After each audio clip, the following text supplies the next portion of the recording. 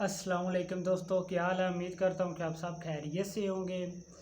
आज आपके सामने एक छोटा सा वाक़या लेकर हाज़िर हुआ हूँ। एक शख्स हज़रत अबू बकर रज़ी अल्लाह तआला अन्हा के दौरे हुकूमत में हज़रत अबू बकर रज़ी अल्लाह तआला अन्हा की खिदमत में हाज़िर हुआ। वो शख्स मुल्क शाम के गांव से आया था। वो हज़रत अबू बकर रज़ी अल्लाह तआला अन्हु की खिदमत में हाज़िर हुआ और अर्ज़ करने लगा कि मैं मक़रूज़ हूँ, मेरे ऊपर कुछ कारोबार का लेन देन था जिसकी वजह से मेरे ऊपर कर्ज़ा चढ़ गया था, मेरी आप मदद कीजिए। हज़रत अबू बकर रज़ी अल्लाह तआला जब फ़ारिग हुए मस्जिद से तो उनको लेकर घर गए। दरवाज़ा उस शख्स ने देखा कि घर का दरवाज़ा खूबसूरत है। वो खुश हुआ कि मुझे मेरी मदद करेंगे। जब वो अंदर गए देखा कि घर में कोई किसी किस्म की चारपाई नहीं, नीचे चटाई बिछी हुई है खजूरों की, वो भी फटी पुरानी है। हज़रत अबू बकर रज़ी अल्लाह तआला अन्हु भी बैठ गया और उस शख्स को भी बिठा लिया साथ ही बैठे।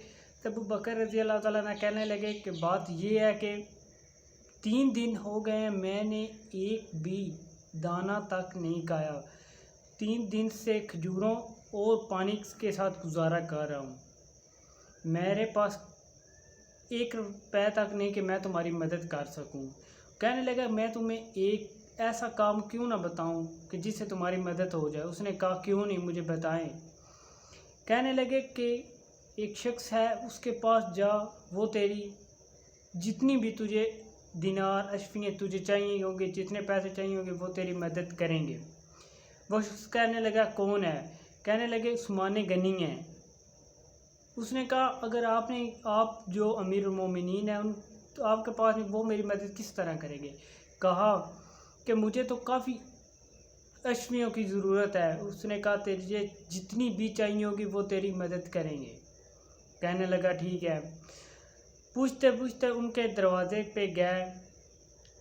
हज़रत उस्मान गनी अंदर बच्चों से कह रहे थे कि दूध में शहद मिलाकर मत पिया करो, दूध भी मीठा है और शहद भी मीठा है, तुम कौन सा बीमार हो। ये बात जब उस शख्स ने सुनी तो वो दिल में कहने लगा कि अबू बकर रज़ी अल्लाह तआला अन्हु तो काफ़ी इस शख्स के बारे में कह रहे थे कि ये अमीर है, बहरहाल ये तो अपने बच्चों को डांट रहा है कि दूध में शहद मिलाकर मत पियो। इतने में जब दस्तक दी तो हज़रत उस्मान गनी दरवाजे के बाहर आए, दरवाज़ा खोला और बाहर आए। और जब उस शख्स ने सलाम किया और हज़रत उस्मान गनी ने उसका जवाब दिया, आपस में बातचीत हुई। हज़रत उस्मान गनी उनको अंदर ले गए और सबसे पहले उनके सामने एक दूध का प्याला जिसमें शहद भी था उसके सामने पेश किया और बाद में उन्हें खजूरों का हलवा पेश किया।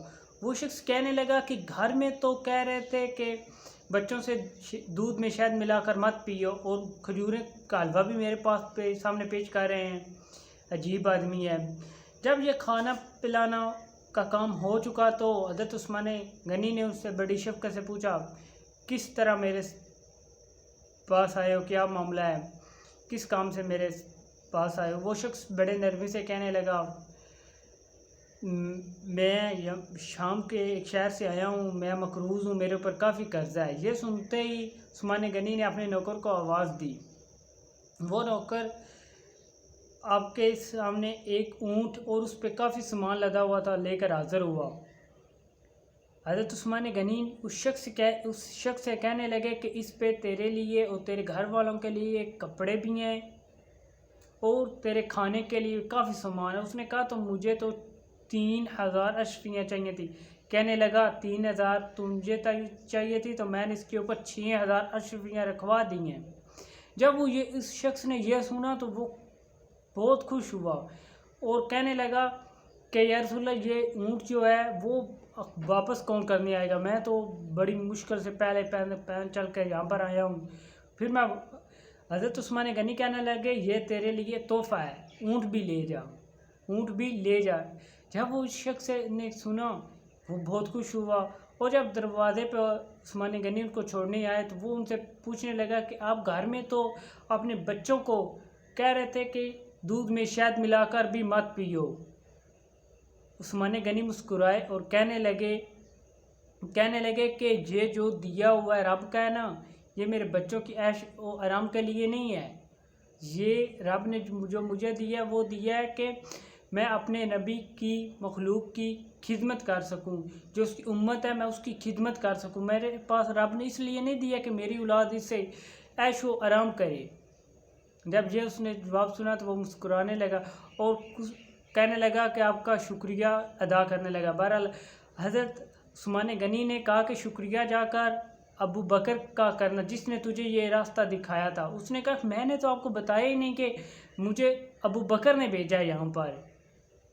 حضرت عثمان غنی مسکرائے اور کہنے لگے تو چھوڑ دے، تجھے کیا پتہ اس چیز کا۔ وہ مسکرائے اور چلے گئے۔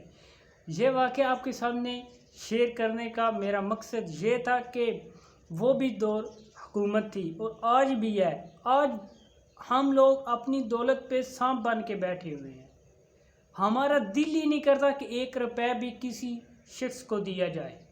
وہ تو انجان آدمی تھا، پتہ ملک شام سے آیا ہوا تھا، پہلی بار آپ سے مل رہا تھا، وہ انجان آدمی تھا۔ بہرحال حضرت عثمان غنی نے اس کی مدد کی۔ بہرحال آج کل ہم لوگ جو ہیں جو اللہ کے نام پہ 1 روپے تک خرچ کر نہیں سکتے۔ اگر ہم سے کوئی اللہ کے نام پہ 10 روپے تک مانگے نا، ہم کہتے ہیں کہ تو کمانے والا ہے، تیری صحت بھی اچھی، جا کے خود کیوں نہیں کماتا، رب کے نام پہ کیوں ہم سے لے رہا ہے۔ بہرحال نہیں، اس دور میں ایسا نہیں ہوتا تھا۔